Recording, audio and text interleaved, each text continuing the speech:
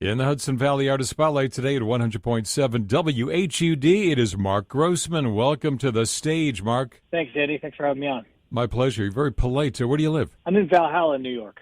You a Westchester born and raised? I was born and raised Bedford Hills, went to Fox Lane, and I've been teaching in the Katona-Lewisboro schools for the last 26 years. Wow.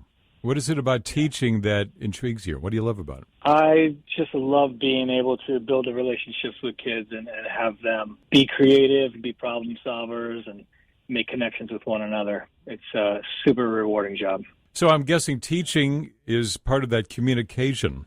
And I'm drawing a line from teaching to music. Part of that communication that is so important in writing a song. Do you write a lot of songs? I do. When the time comes and the ideas start coming out, it's everything else gets put aside so those things can come to fruition. You ever find yourself in the middle of a class and you're in front of kids, you think of something and you kind of excuse yourself? Excuse me, kids, I'll be back in about half an hour. That has never happened, but, the inspiration will come at all different times. But a lot of times in the middle of the night, if I can't sleep, I'll just sit there anytime, all the time. And a lot of the ideas get thrown into my notes on my phone or scratched down on a napkin or paper plate or something, whatever's nearby. You go to a lot of picnics, I would imagine, with the paper plates and the napkins. Do you remember the first song you ever wrote? I do. Of course you do. It. Yeah.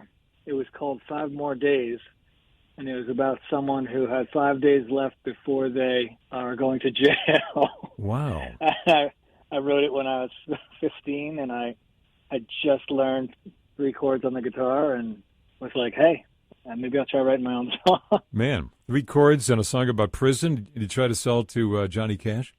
No, it was not quite that caliber. And Mark, what do you do in your spare time? Yeah, I do indoor rock climbing. I do outdoor scrambling, bouldering, a lot of hiking, trail running. But these mountain races will have like 4,000, 5,600, 6,000 feet of elevation gain. So it's like doing the Empire State Building 3 or 4 times in a race. And wow. My goal is just to finish. And if I'm last, that's okay. Is that your definition of success? What is your definition of success? I considered it as success if I've made progress from where I was before. So I don't need to achieve a goal in order for something to be successful, but having a goal and having an idea and moving in some way in a new direction where I hadn't headed before, that's successful. Do you kind of instill that in your students at Katona-Lewisboro? I try to. We're in a mindset that success means getting A's all the time or getting hundreds all the time, but it's really not about that. It's looking at where you started in the process and having an idea of where you'd like to go and seeing how far you can get along that path. And that's different for everybody. That's why differentiated instruction is so important, because every kid is in a different place and success is going to look different for everybody. It's a healthy outlook, healthy attitude. In the Hudson Valley Artist Spotlight today at 100.7 WHUD, Mark Grossman. Tell us, Mark Grossman, about the song Bricks we're going to play. How did it happen, and what's it about?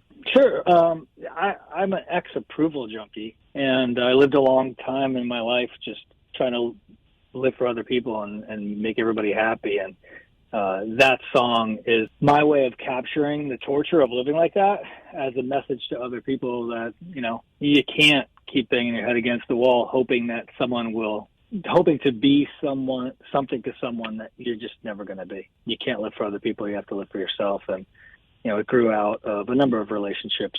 While it's about a romantic relationship in the song, it could be about any kind of relationship in anybody's life. So that cycle, that unhealthy cycle that we can get into of trying to live for someone else, it's dangerous.